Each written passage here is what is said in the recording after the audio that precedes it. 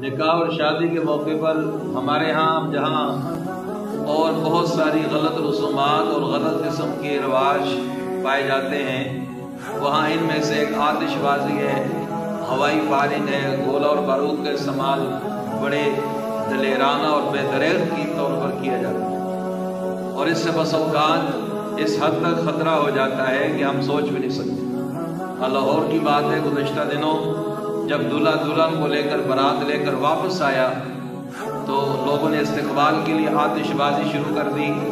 استقبال کرنے کے لیے آتش بازی کی، تو وہ آتش بازی وہ جو شرلی جس کو پنجابی میں کہتے ہیں جو بھی تھی، وہ جناب بجائے اوپر کی طرف جانے کے وہ دلہے کی گاڑی کو آگ لگ گئی اور دلہا دلہن اور ڈرائیور موقع پر ختم۔ تو مجھے بتائیں اس شوق کا کیا فائدہ ہوا جس سے جانیں چلی گئی؟ یقین کیجئے سنت میں رحمت ہے، سنت میں برکتیں ہیں، سنت میں زندگی ہے، شیطانی کاموں میں لعنت ہے، اللہ کا عذاب ہے، اللہ کی ناراضگی ہے، اور دیکھو جانوں کا نقصان۔ اس لیے خدا را ایسے موقع پر احتیاط کیجئے، ہوائی فائرنگ سے احتیاط کریں،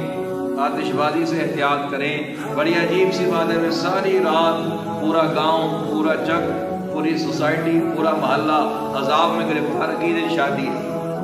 آتش بازیاں ہو رہی ہیں، گولہ بارود چھوڑا جا رہا ہے، بارود پھینکا جا رہا ہے، فائرنگ کی جا رہی ہے، اللہ کی پناہ بچے ڈر رہے ہیں، کئی بیمار وہ تکلیف میں ہیں۔